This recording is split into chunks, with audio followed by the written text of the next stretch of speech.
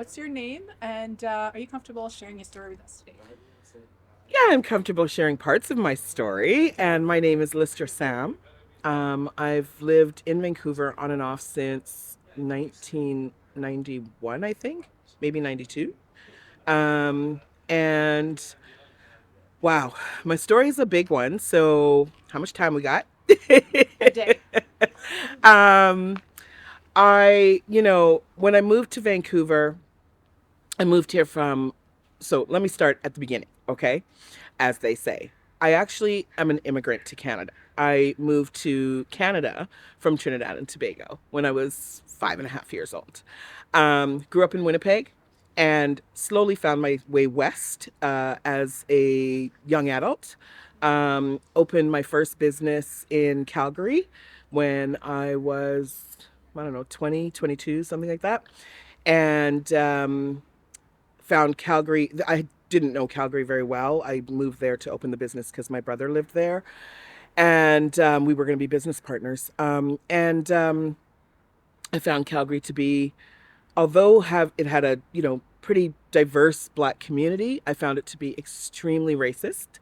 And so my brother said, we're not good and happy here about a year into our business being open and said, let's move it to Vancouver. So I moved to Vancouver, sight unseen, didn't know anything about it. And I really think that's kind of interesting because I feel like if they would tell the Black people who were immigrating here that there is a place that is warmer than like Winnipeg or Montreal, we might have come here, and there might be a Black community here because of that, you know what I mean? But I feel like they didn't tell us on purpose, and they made it, and they gave us incentives to move to like Winnipeg and places like that, right? So, like I said, now we're in Vancouver, and I've been here since 91, 92, and it's been a long journey. I have community here now, even though Vancouver, the Black population here is less than 1%. So it is not easy to have community here. It is not easy to create community here. I just finished saying to someone recently that if you're not curating, you're not having community. You can look all over for it as you want to, but you'll find a person here and a person there, but you're not going to have actual community, depending on what you decide community is, I suppose, in terms of how many people you need in order to create community.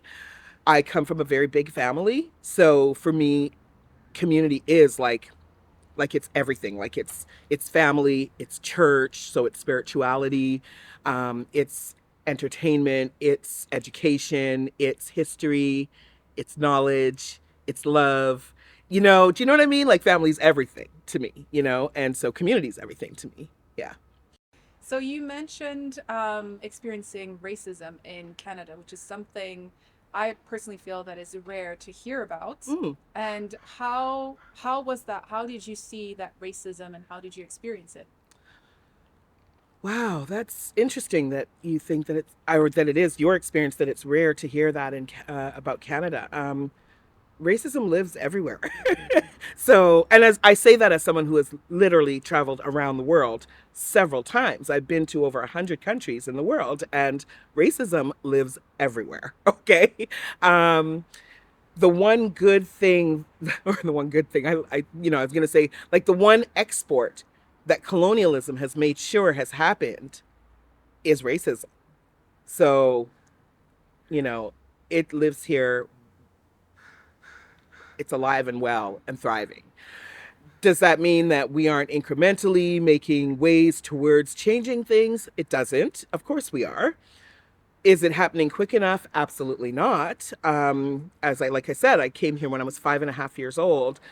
My dad didn't move to Toronto because he was looking for where we should live a year before we moved from Trinidad. And he went to Toronto, and one of the first interactions he had was with somebody calling him the N word. And he said, my kids don't know this shit. I don't want them to know this shit. So I'm not taking them here, And so we had family in Winnipeg. So we went there. It took about 3.5 years before I heard the word, but I heard it in the schoolyard with a friend who got mad at me. And that was how she retaliated in her anger, was to call me the N-word. And I was like, wow, I don't know what that even means. I just know the way you said that. It is really bad. So I'm going to have to, you're going to have to meet these hands. You know what I mean? Yeah. Um, and as an adult, there's, yes, the N word. There is the systemic racism that happens all the time in institutions, the institutionalized racism that happens. There are policies and laws. We wouldn't need policies if they, if we didn't have to deal with it too. So I'm gonna leave that there. So in your story, you also talk about, starting different businesses, whether it was in Alberta or in BC. Can you, is there such thing in your experience? Is there such thing as the Canadian dream? Because it's hard sometimes to talk about, Canada without talking about America. So is there such thing as the Canadian dream, and also is there such thing as the Black Canadian dream, and what would that look like? Ooh, that's such a brilliant question, Kay. I don't know the answer to the question. I've never ever thought of the Canadian dream. Because, damn. So there's a little bit of history I'm going to give and then kind of come back to the question. And hopefully I will be able to come back around seamlessly. And if I don't, you remind me, okay? Okay. When we moved here, I remember having a conversation with my dad maybe when I was a teenager to say, like, why did we leave Trinidad? Why did we come here? And I probably had heard him and my mom talking throughout the years saying, like, this was done so that we could have a better life, so that they could get a better education, etc. Anyway, I laugh at that now in my head because I'm like, our education system there's 1,000 times better than the education system here, right? So anyways, but I have this sort of origin story that I kind of lean on, I guess, or I like to think about, to tell about me sort of on this land here in Canada. I'm an immigrant who is also a stolen person. So I'm first a stolen person, then I'm an immigrant, like, because I'm in the Caribbean. I'm indigenous to the Caribbean. I'm sure I'm indigenous to somewhere in Africa, but I don't know where that is. I'm now living in Canada, which is not a land that I'm indigenous to. There are indigenous people that are here who their land has been stolen. So what is my relationship here really? And I know I'm talking from the perspective of, you're like, well, you're 8, you're thinking about this. I wasn't thinking about this when I was 8.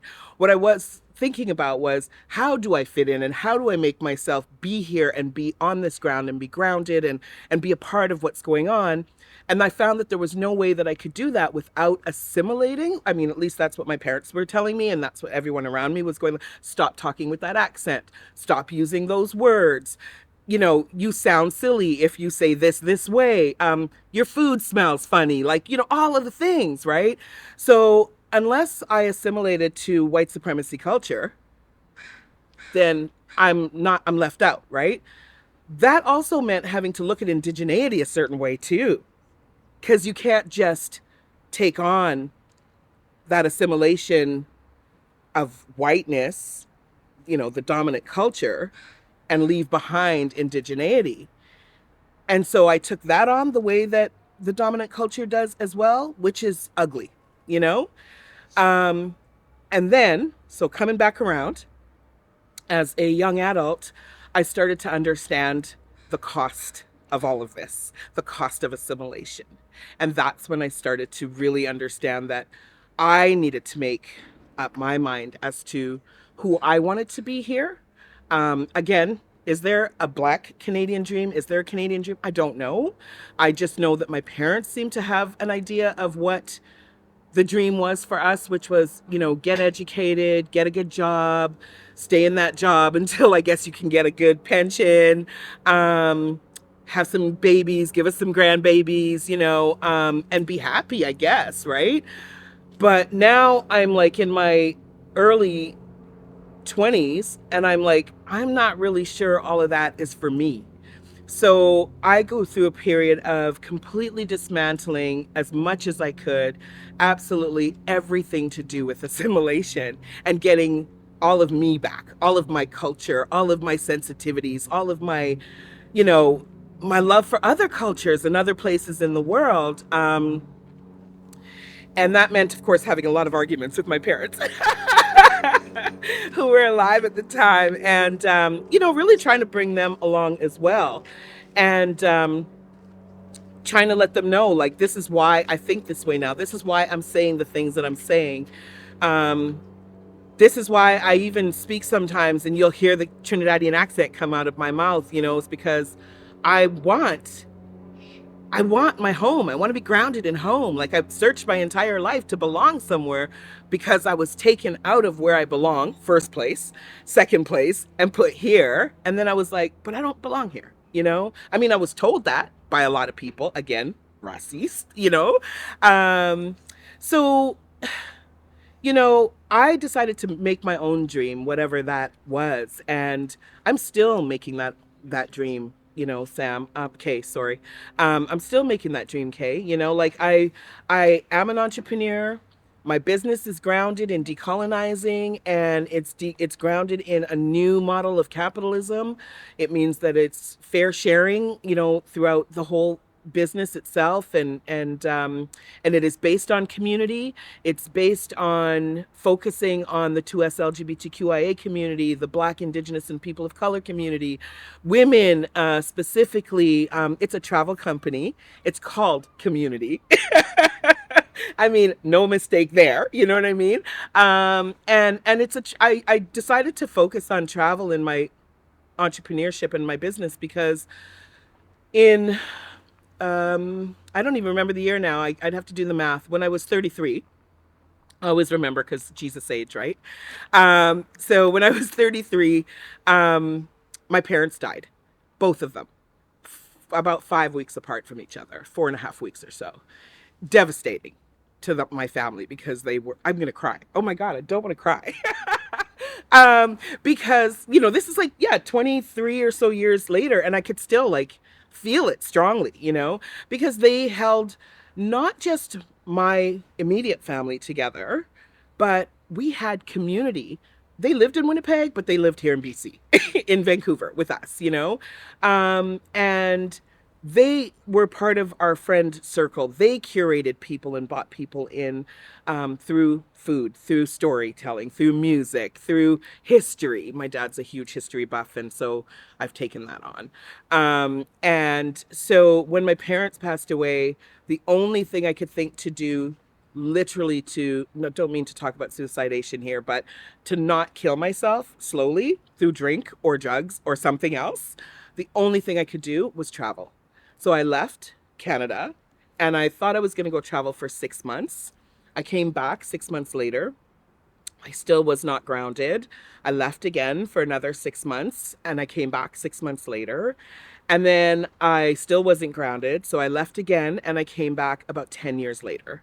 So I just traveled the world, working, living in different countries, making new community, and repurposing, like refinding me and my soul, finding out who I am as a human being without being tethered to mommy and daddy, Um, and so, so the interesting thing about that is that I guess from a young enough age, I was able to see sort of the lie that would be the Canadian dream, if there was one, and start to restore myself by dismantling the oppressive systems that were living within myself. Um, I personally think that the Canadian dream would be like, are we giving land back to the Indigenous people? Are we working the Black community with the Indigenous community to solidify our histories and our stories, and to again dismantle the divide and conquer that comes because the culture of oppression needs to in order to be on top, somebody has to be on the bottom. And so it has to go in tiers like a ladder and it has to push everybody down. So there has to be a divide and conquer. And I want to be better than whoever's underneath me because I don't want to be at the bottom, right? Well, that's bullshit.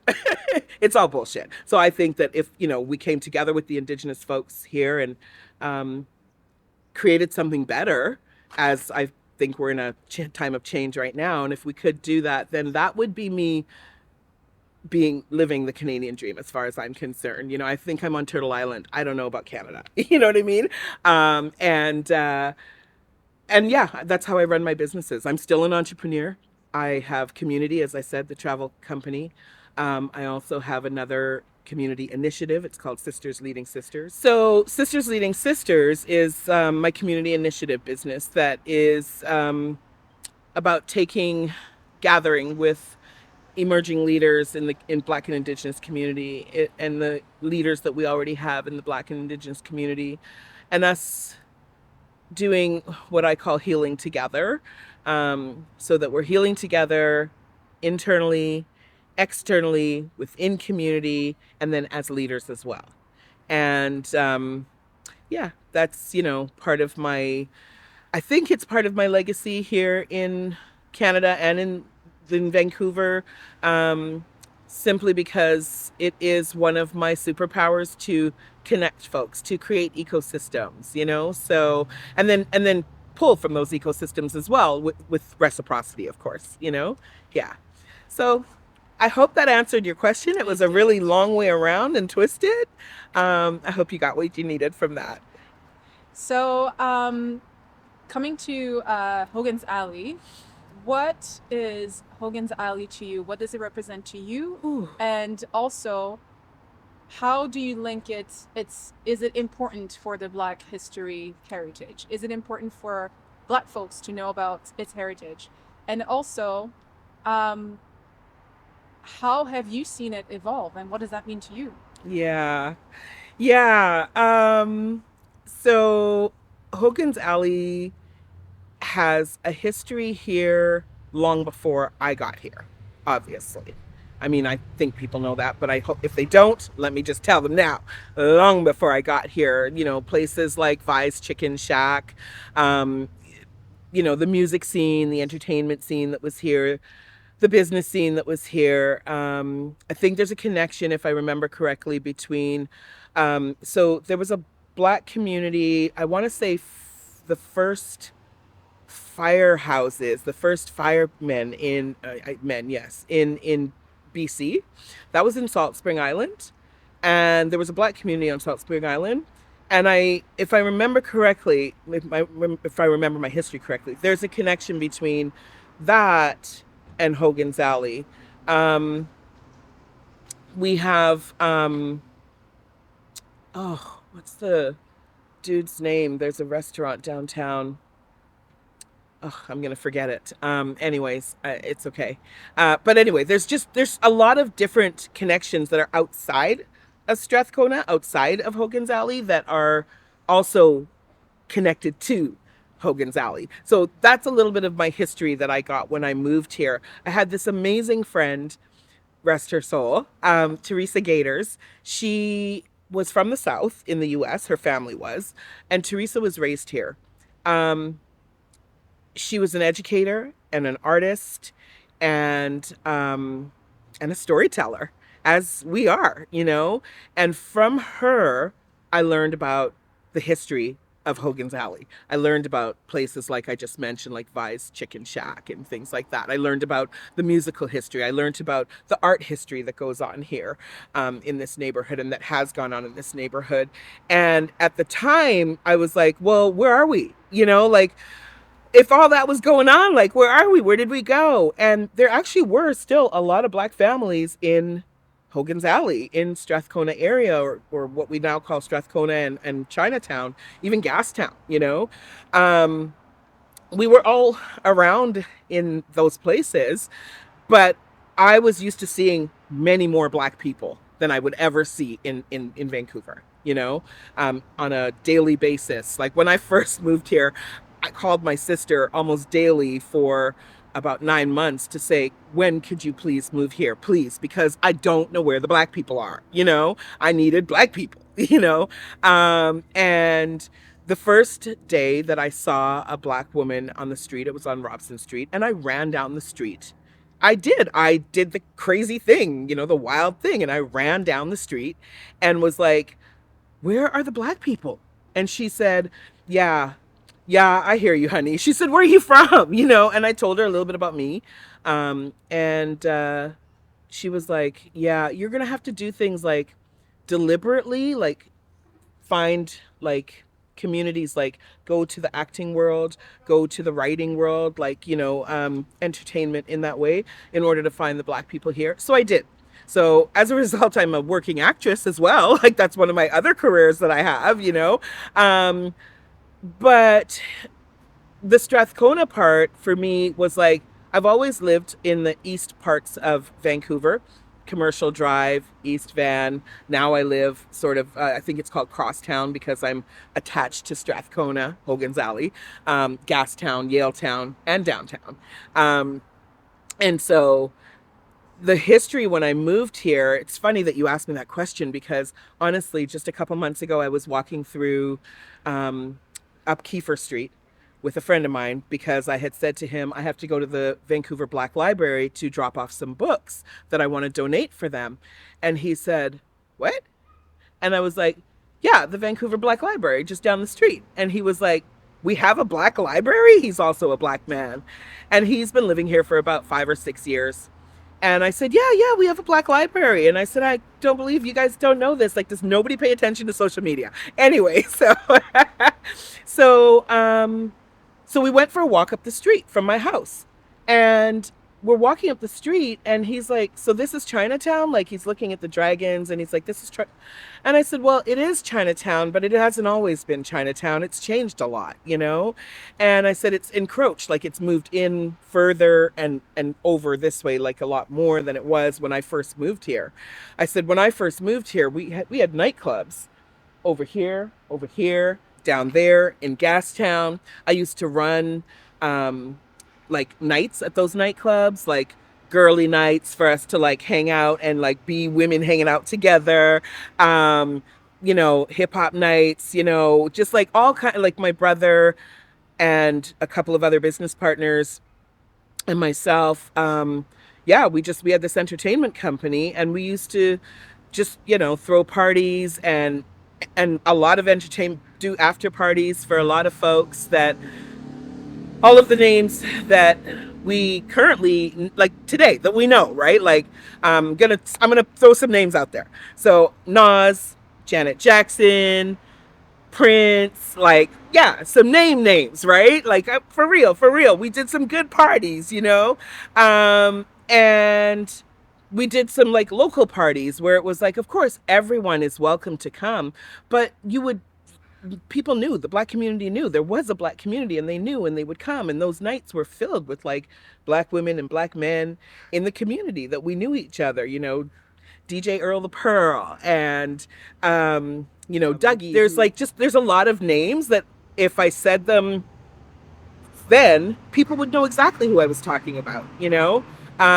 So I'm kind of an OG, I guess. I've been around for a while, back and forth. And so the importance of Hogan's Alley is that I'm going to say this in a couple of ways. For me, it's if Hogan's Alley disappears, then I feel like I disappear.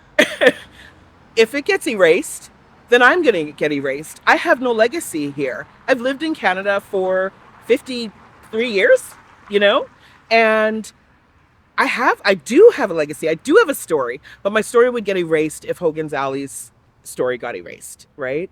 So I see it that way. That's very personal, and it's very, I don't know, it could sound egotistical, but I don't think it is, because my legacy isn't for me. My legacy is for you. It is for the generations that come after me who are black, black women and men and non-binary folks who understand that, like, for them to say, oh, we have been here. This is ours too. That's the importance of it, right? If we were to be erased, then the stories that I heard from my aunties, elders, like Teresa Gators, would get erased as well. And those stories are stories that she was told by her people as well. So do you see what I'm saying? Right? Like it would just be a very, very, it would just be an injustice, quite frankly, you know, if those stories were erased, if Hogan's Alley wasn't here, you know. And if we continue to get pushed out instead of being allowed or invited to take up space, um, then it will get erased, won't it? You know, I'm really happy that this project is taking place because it means that there will be something digital, at least, if not something physical in the end, that folks can go to and hear the stories of us across this country. We do have a deep history across the country, you know, and I don't think a lot of people do know about it. I'm a person who's a reader, been a reader my entire life. So I've read about our history forever here in Canada in order to make sense of how am I here, you know? And in doing so, I have heard of places like Hogan's Alley, you know? Um, and having lived as part of it, yeah, you know, like I just think about my nieces and nephews. I think about, you know, their potential children. And again, if I go back to the fact that Vancouver's Black community is so small and it changes, it seems to shift. Like when I moved here, like I said, I didn't know that there was a Black community here. Then I created one and curated who would be in my like my circle, you know. Um, but let me tell you, like, I don't think you guys know, we used to have like a Black theater that was over here, you know, and oh,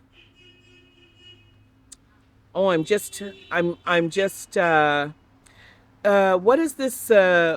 I'm drawing a huge blank because I'm sepia. I was going, what is this word that is like means like dark brownish black? Like yeah. Sepia players. That's what it was called. Sepia players. Um, and it was, you know, writers that were local, producers that were local, that now I know one of at least is in Los Angeles producing, you know, is doing the work. The actors that were acting, a few of which I know are in LA now, and they're actors and they're on TV and they're doing their thing. And you know, we have had time here and history here, and we've done things, and we have stories that are connected to that, and they've all started, like they've all been a part of all of this, you know. It would be a terrible, terrible injustice if Hogan's Alley didn't exist anymore. Yeah, means a lot to my heart. Yeah. So my last question to you is, I understand the importance that Hogan's Valley has, or Hogan's Alley has for you, and what it represents also for us, the Black community. But when I hear you talk about this, my mind goes to the next generation, my generation, the younger generation, who are disconnected to these stories, Yeah. who don't know, who are not aware of these stories. What do you feel is our responsibility, and what do you feel, or do you even feel that we do have a responsibility? Absolutely. And what could we do? But also, because it's really easy to listen to these stories and think that's a great story and move on. And move on. Yeah. But what can we do, and why should we get involved in Mhm. preserving these stories and also continue this legacy? I got to tell you, if it's not important to the generation that comes after me, the generation that comes after them, and the generation that comes after them, which would be the generation after you, and so on and so forth. If it's not important, then it's not important. You know what I mean? If we have not been raising our kids in community to understand the importance of our stories, then we've been doing ourselves an injustice. We've been doing those stories an injustice. We've been doing our ancestors an injustice, right? So of course it's important. Now, it's interesting that I'm putting all of the onus on us. I have long ago released the institution of education because they don't do shit, right? They ain't telling nobody nothing about us, right? Okay, all right. So as long as we're clear about that, okay? And so, with that being said, yeah, it's really important for us to not just tell you the story, but to ask you about your story too, to ask you how you want to take our story and make it part of your story. Like, that's the important part, because I don't have the answers for all the things that are going to make life better for you than it was for me. But I do have questions for you about how you are interacting with me as an elder in community. How are you interacting with the capacity of our community? How are you interacting with folks with mental health? How are you interacting with folks who are part of the 2S LGBTQIA plus community? How are you interacting with folks who are Black and Indigenous, who are mixed folks, who are, mixed heritage, mixed ethnicity? We have a community that is like, it has a huge capacity, is what I'm trying to say. We are not just one way of looking, one way of being. So we are not a monolith.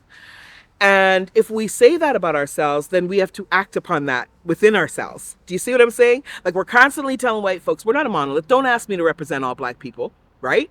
So if I believe that for real, then I have to look for all Black people.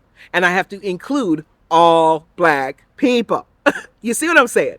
Okay, so I think it's really important for all generations to stay connected, because history is like, if you don't know, I know there's many people in history who have said this, our people, if you don't know where you came from, then how do you know where you are, and how will you know the path to your future?